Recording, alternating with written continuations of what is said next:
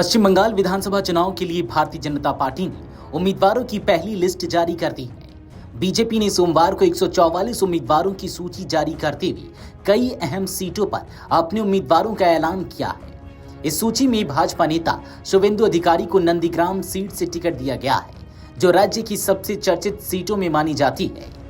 Party ने नेता प्रतिपक्ष शुभेंदु अधिकारी को नंदीग्राम के अलावा भवानीपुर से भी चुनाव लड़ाने का फैसला किया है, जहां से ममता बनर्जी चुनाव लड़ती हैं और वर्तमान में यहां से विधायक भी हैं।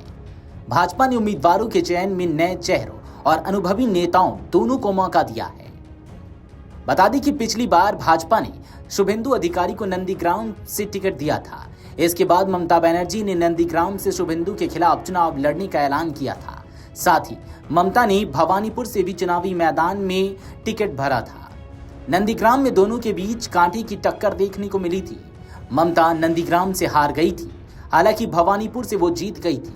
इस बार भाजपा ने बड़ा दांव खेलते हुए शुभेंदु को भवानीपुर और नंदीग्राम दोनों से प्रत्याशी बनाया है। भाजपा ने उम्मीदवारों के चयन में नए चेहरों और अनुभवी नेताओं दोनों को मौका दिया है।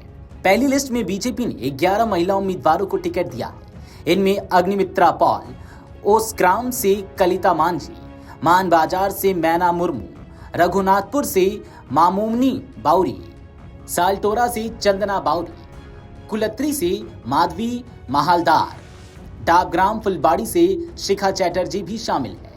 कूच बिहार नॉर्थ से सुकुमार रॉय, सीतलकुच से सावित्री वर्मन, कुमार ग्राम से मनोज कुमार ओराव और कालेचीनी से विशाल लामा को टिकट दिया गया है।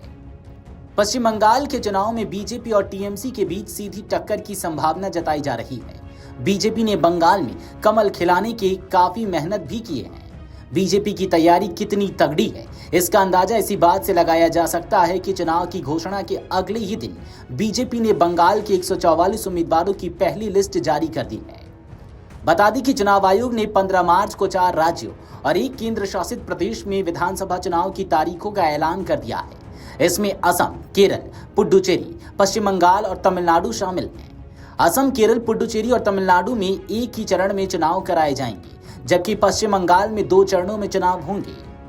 राज्य में पहला चरण 23 अप्रैल को होगा, जबकि दूसरा चरण 29 अप्रैल को कराया जाएगा, जबकि वोटों की गिनती 4 मई को होगी।